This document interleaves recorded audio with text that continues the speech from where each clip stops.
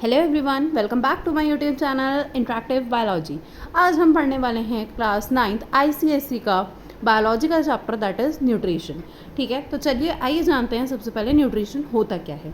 ठीक है, तो न्यूट्रिशन क्या है? Nutrition is the process of taking in food and converting it into energy and other vital nutrients required for life. इसका क्या मतलब है?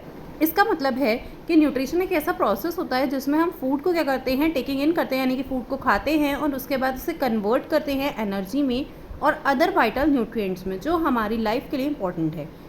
नाउ हमने क्या वर्ड यूज़ करा? Food.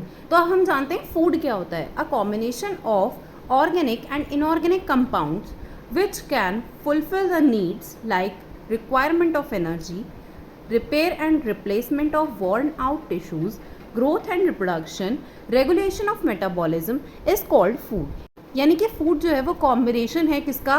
Organic and inorganic compounds का, जो हमारी बॉडी में रिक्वायरमेंट्स, जैसे जो भी रिक्वायरमेंट्स होती हैं, जैसे कि एनर्जी की रिक्वायरमेंट है और उसके बाद जो हमारी बॉडी में जो वॉर्न आउट टिश्यूज़ हैं उनके रिपेयर और रिप्लेसमेंट है वो कराता है, हमारी बॉडी में ग्रोथ और रिप्रोडक्शन कराता है, रेगुलेशन ऑफ मेटाबॉलिक एक्टिविटीज़ या फिर रेगुलेशन ऑफ मेटाबॉलिज्म। ओके, इन सब की जो नीड्स होती हैं वो फूड पूरी करता है।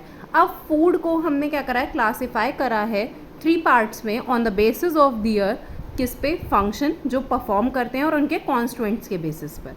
ठीक है, तो सबसे पहला है energy yielding foods. Energy yielding foods वो होते हैं जो हमें एनर्जी प्रोवाइड कराते हैं। ठीक है, components of food that provide energy, जैसे कि हो गए हमारे कार्बोहाइड्रेट्स एंड फैट्स। ठीक है, ये हमें एनर्जी प्रोवाइड कराएंगे। Second one is body building foods. Body building foods वो होते हैं जो क्या करते हैं, हमारी बॉडी में वॉर्न आउट टिश्यूज़ जो होते हैं, यानी जो ख़राब टिश्यूज़ होते हैं उनकी रिप्लेसमेंट कराते हैं, ग्रोथ कराते हैं हमारी बॉडी में, रिप्रोडक्शन कराते हैं। इस तरीके के फूड्स को हम क्या बोलते हैं? बॉडी बिल्डिंग फूड्स बोलते हैं, जिसका एग्जाम्पल है proteins, carbohydrates and fats. Now third one is protective foods. Protective foods में आ जाते हैं विटामिन्स और मिनरल्स, जो क्या करते हैं, हमारी बॉडी में जो भी डेफिशिएंसी डिसीजेज होती हैं उनसे हमें बचाते हैं। ठीक है, ये हमने पढ़ लिए 3 कैटेगरीज ऑफ फूड्स। अब हम पढ़ेंगे कार्बोहाइड्रेट्स के बारे में। तो कार्बोहाइड्रेट्स क्या होते हैं? हमारा जो फूड होता है उसका एक one of the most important component होते हैं। ठीक है, और कार्बोहाइड्रेट्स क्या होते हैं? Carbohydrates are the compounds of carbon, hydrogen, oxygen. ठीक है, ये कार्बन, हाइड्रोजन और ऑक्सीजन के कंपाउंड्स होते हैं जिसके अंदर हाइड्रोजन और ऑक्सीजन का रेशियो जो होता है वो ज़्यादातर 2:1 रहता है। ठीक है, नाउ अब कार्बोहाइड्रेट्स क्या हैं? जो कार्बोहाइड्रेट्स जो होते हैं वो हमें क्या करते हैं? Main source of energy provide करते हैं, यानी कि ये जो खुद में होते हैं वो मेन सोर्स ऑफ एनर्जी होते हैं और ये क्या होते हैं? नेचुरल प्रोडक्ट होते हैं फोटोसिंथेसिस का। Now coming down the product of photosynthesis. अब आइए स्टार्ट करते हैं। जो हमारे कार्बोहाइड्रेट्स होते हैं उन्हें हमने 3 कैटेगरीज में बांटा है, that is monosaccharide, oligosaccharide and polysaccharide. तो आइए जानते हैं कि मोनोसेक्राइड्स क्या होते हैं। मोनोसेक्राइड्स जो होते हैं वो सिंपलेस्ट शुगर होती हैं जिन्हें हम फर्दर हाइड्रोलाइज नहीं कर सकते, यानी कि इन्हें हम सिंपलर कंपाउंड्स में नहीं तोड़ सकते। ठीक है, इसका एग्जाम्पल आ गया हमारे पास glucose and fructose. Okay, now oligosaccharides क्या होते हैं? ओलिगोसेक्राइड्स जो होते हैं वो 3 to 10 सिंपलर शुगर यानी सिंपलर मोनोसेक्राइड से मिलकर बने होते हैं। जब बहुत सारे 3 to 10 नंबर्स में मोनोसेक्राइड ज्वाइन करेंगे तो हमें ओलिगोसेक्राइड्स मिलेंगे।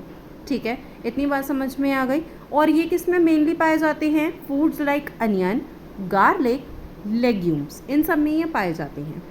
और साथ ही साथ क्या करते हैं? डाइजेशन में भी इंपॉर्टेंट रोल प्ले करते हैं और गट हेल्थ इंप्रूवमेंट में भी एक इंपॉर्टेंट रोल प्ले करते हैं।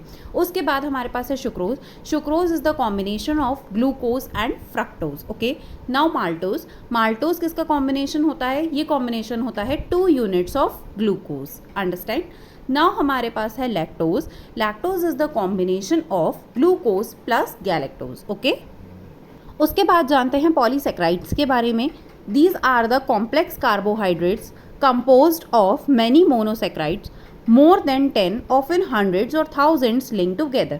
यानी कि जब बहुत सारे मोनोसेक्राइड्स यानी कि 100 या हज़ारियों मोनोसेक्राइड जब एक साथ जुड़ते हैं तो क्या मिलता है? हमें पॉलीसेक्राइड मिलता है।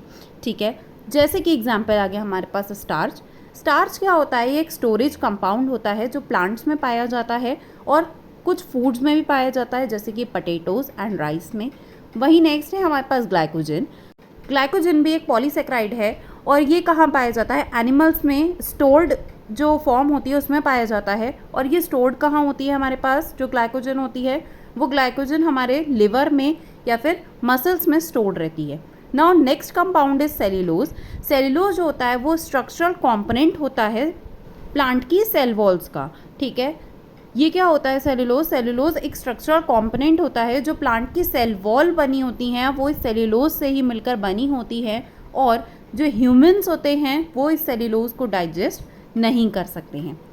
ये बात आ गई समझ में। सो गाइस, आज की वीडियो यहीं तक थी और अब हम इम्पोर्टेंस ऑफ कार्बोहाइड्रेट्स जानेंगे पार्ट 2 में। So stay tuned. Thanks for watching my video. If you like my video, please like, share and subscribe my channel. Thank you very much.